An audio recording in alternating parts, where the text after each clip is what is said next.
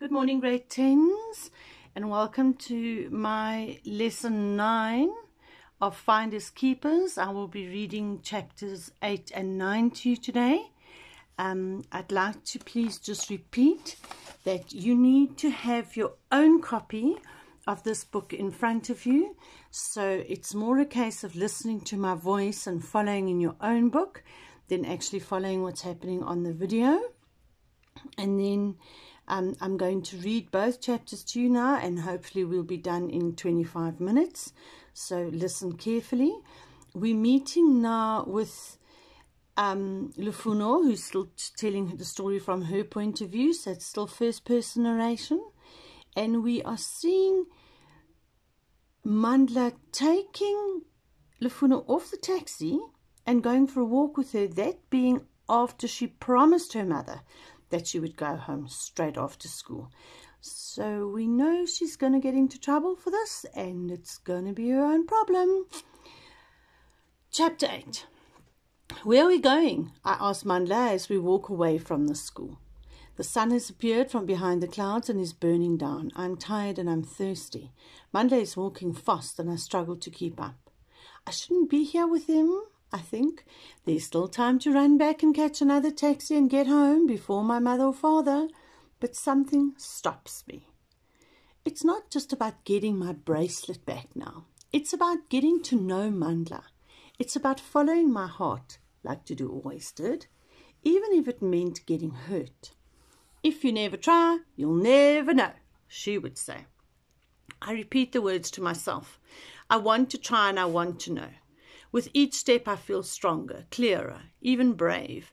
I walk faster to keep up with Mandla. At the corner of the school grounds, Mandla turns right into a busy road and then left into a quieter street. Halfway down is a small cash store, and next to it an open plot of land. You can't really call it a park. There is a wooden bench, there's a broken swing, and a scraggly patch of grass. The rest is sand and rubble. I'll buy you a drink, Mandla says, stopping by the store. What do you want? It's okay, I have my own money, I tell him quickly, fishing in my pocket. I buy a Sprite and Mandla buys a Coke. I should be using this money to catch a taxi home, I think guiltily. But then something inside me rebels, and I'm torn between keeping my promise to my mother and enjoying the freedom of following my heart. And right now, I'm happy to be with Mandla. You're not like Cindy, who gets the boys to buy her everything. If she had it her way, she would get her father to buy her a boyfriend too. Mandla jokes as we sit down on the bench, side by side. He'd have to pay a lot for you because you're a chief's son, I tease. Lebolo in reverse. Now, grade 10s, we all know the tradition of Lobola is when a couple are going to get married and the groom then has to present a negotiation to the bride-to-be's father and family, in which a price is determined, and then that is what the young man has to pay the family in order to be able to marry the girl. And now she says this will be in reverse. I'm not for sale, he laughs, especially not to Cindy. We sit in silence for a bit. Suddenly it's awkward and I don't know what to say next, like we've reached a full stop. I look at the hearts and initials carved into the wooden slats at the bench.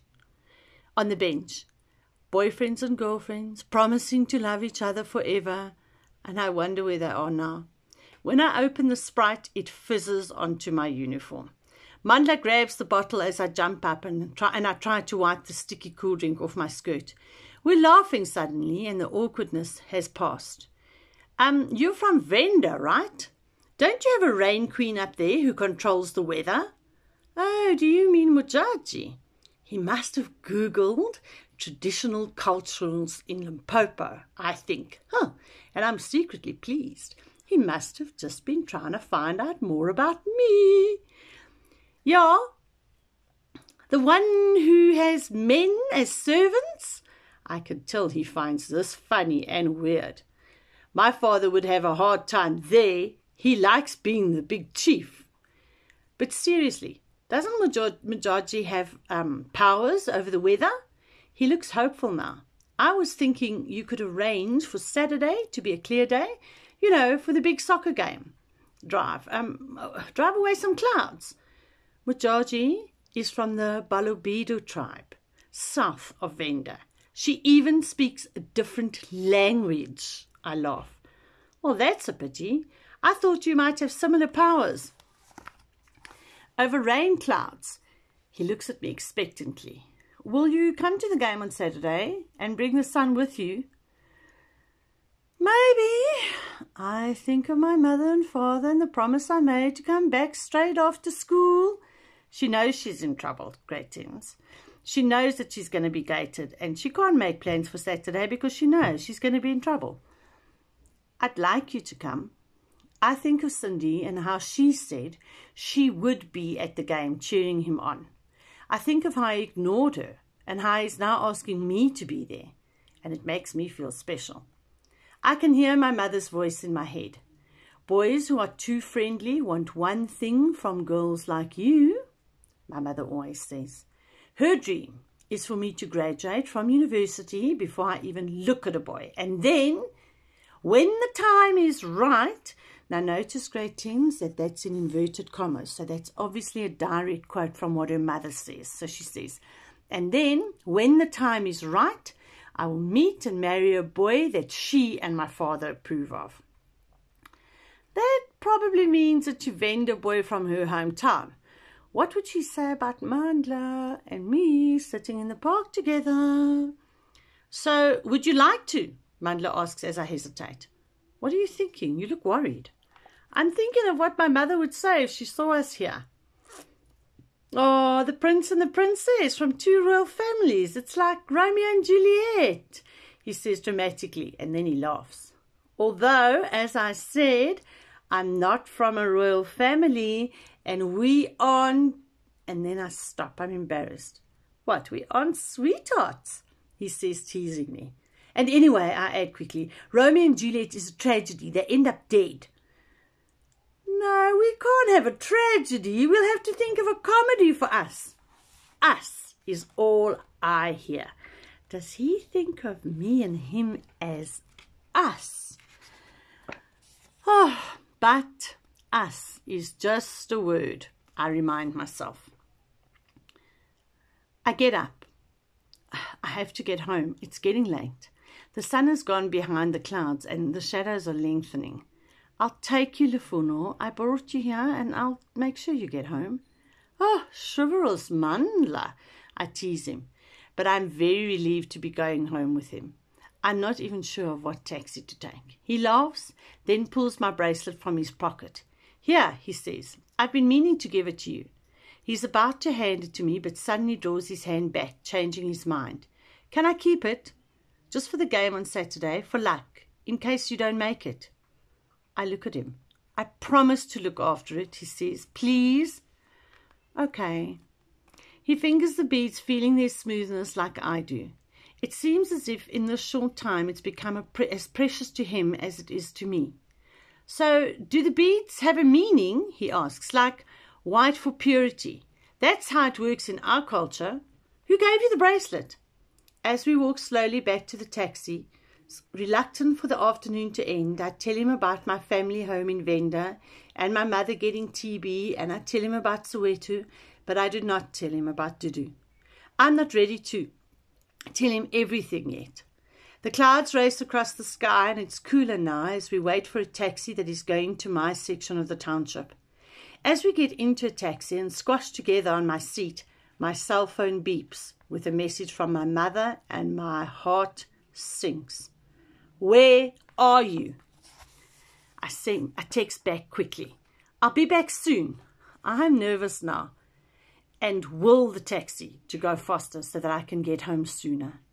At the same time, I want to take forever, as I know that will be what will be waiting for me when I reach my front door. My furious mother. And what will my mother say if she sees Mandla? I will have to say goodbye to him at the spaza shop and make up an excuse for why he can't walk me back to my house. In the taxi, we sit in silence as all these thoughts rush through my head. Suddenly, the conversation between us has dried up again, and I'm thankful for the music, which makes talking almost impossible anyway. When we get to the spaza shop, I stop. "I'm not going to leave you here," he says. I'll see you safely back home." "Back to your house?" I hesitate. "Are you embarrassed to be seen with me?" he asks, but his voice is teasing. "Of course not." I lie, thinking of how my mother will react as we walk down the road together, each step getting closer to the trouble. As we pass the Lucky Tavern, I look up and see black smoke billowing in the distance. I freeze, suddenly tense, wondering if the factory is burning. Mandla feels my fear. "It's okay, it's just the rubbish dump," he reassures me. "They burn plastic and tires down there." "What did you think it was?" "The factory? The strike?" "Yes, my mother and father work there. So Norky was right." I feel sure that she knows. "Oh, yes, my father and mother work there." "Oh, my aunt too, but she's not part of the union. She's a secretary." "Oh, so Norky was right." I feel sure that she knows more about Mandla than the little she has told me. And I want to know more.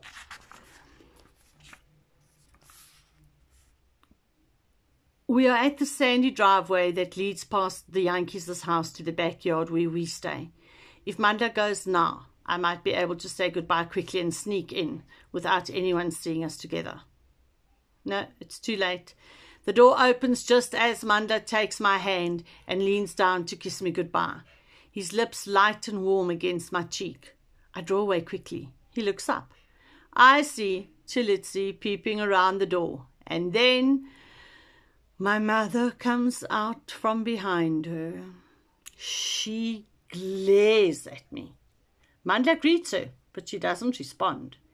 Then he's gone with a quick wave and a look that says, "Good luck," as he jogs back up towards the taxis. "Lufuno," my mother says sharply. She looks like a storm cloud. Uh-oh. She looks like a storm cloud, excuse me. She's slow to lose her temper, but when she does, it's like a hurricane.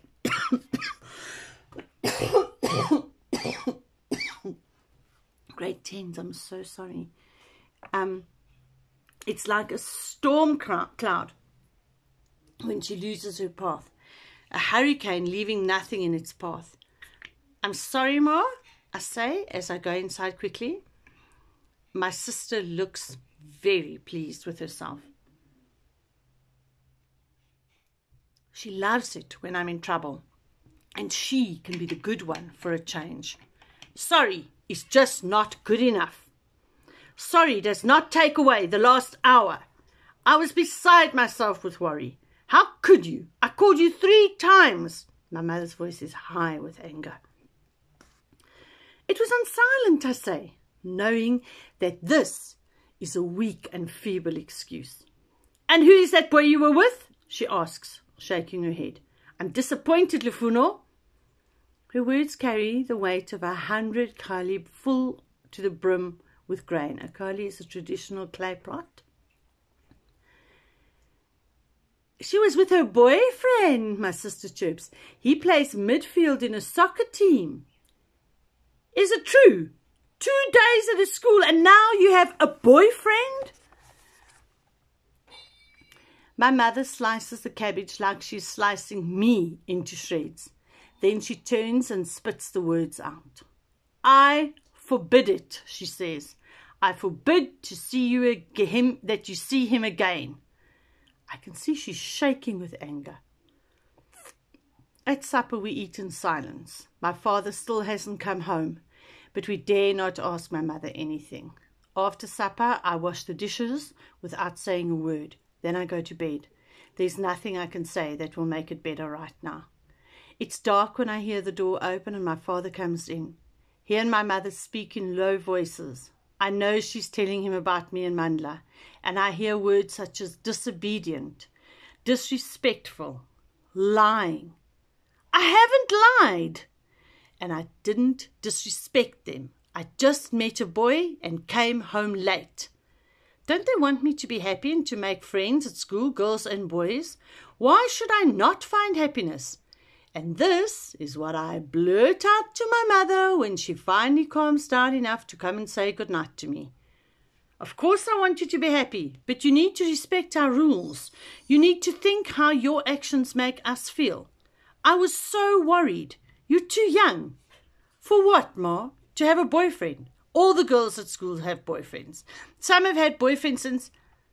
But you aren't all the girls. And I'm not so sure that's true, she stands up. I don't care what other parents say. You are not going to mess around with boys. When the light is off and my father and mother have gone into their room, my sister crawls into bed next to me. You were kissing. I saw you, she says. Shut up. Anyway, he only kissed me on the cheek, like Auntie kisses you on the cheek, to greet. Only you weren't greeting, she says quickly. Tell me, is he handsome? I couldn't see properly. He was too far away. Oh, just go back to your bed, I tell her. I can't sleep, she says, her voice quivering now, tearful. Well, that makes two of us, I say. Lufuno, I know what she's going to ask. No, I say, no more movie nights. I switch off the light and I can hear my mother coughing and my father going to the kitchen to make her tea. It's his way of showing he cares. I lie lonely in the dark as Talitsi falls asleep next to me. I try to hear Dudu's voice, but there's just silence. I'm carrying on with chapter 9. Please follow carefully. Mandla can't stop thinking about Lufuno. She says she's not royalty, but he likes to think of her as a princess of rain. Right, grade 9, so you see how we swap now from Lufuno first person narration, and you really aren't grade 9s, you're grade 10s, it's chapter 9. We've moved from first person narration Lufuno into third person, so we're seeing it from the point of view of Mandla. She says she's not royalty, but he likes to think of her as a princess of rain. She's from a different place to the She is from a different place to the rolling green hills he calls home. She's from a place of wild bush and baobab trees, of mangoes and lychees, and a queen that makes rain clouds gather. Talking to her and laughing makes him feel softer inside than he has for a while. When he woke up, it wasn't with the usual jolt of anger that gets him into the day. He lies in for a while, hearing the noises of the house. His aunt in the kitchen, one of his cousins singing as he showers in the bathroom. There are delicious smells coming from the kitchen. Breakfast is eggs, bacon, fried mushrooms and tomatoes, the usual fare when Mandla's father is there. Mandla's father fell in love with the full English breakfast when he visited England, but he never cooks breakfast himself. This morning it is Mandla's aunt and her helper rushing around getting everything ready. He sits waiting at the table, his shining bald head bowed over a newspaper, his big body squeezed into one of his aunt's frilly dining room chairs. Everyone sits quietly at the table as his aunt dishes up the food. Her two sons, usually fighting and squabbling over who got the most points in the latest game or who's going to sit in the front of the car on the way to school, are silenced by their uncle's presence. Mandla used to love how everyone respected his father, how everyone fell silent when he spoke, but now he resents it, for it means that no one ever challenges his father, ever. And Mandla wants to challenge him. He wants to rage at him. You shouldn't go to work, Mandla's father says to his sister as she spoons 2 perfectly fried eggs into his plate. But I'm a secretary, Brutie. I'm not in the union. I don't want to be lazy now. It's not a matter of laziness, Mandla's father says. It is about solidarity. Solidarity meaning to stick together and support each other. The workers must feel supported by everybody. You should be part of the union. He takes his plate. This is a good breakfast, just the way the English like it. Mandla sighs, a little too loudly. What's the problem, son? His father asks. Oh, I'm just tired of all this talk about politics and strikes and unions, Mandla says. Can't we talk about something different? Oh, you silly child, Mandla's father's voice is scornful. I sent you here to get an education, and you come out with foolish words like that? Politics is in everything we do. Who are you that you think you are above everything in the world? He wags his finger at Mandla. You born free. Now remember, born free is a person born in South Africa after South Africa became a democracy in 1994. So once apartheid had been lifted, anybody that was born was called a born free in a free country. You born frees think everything is about your own pleasure. If it wasn't for the unions and politics, as you call it, there would still be apartheid.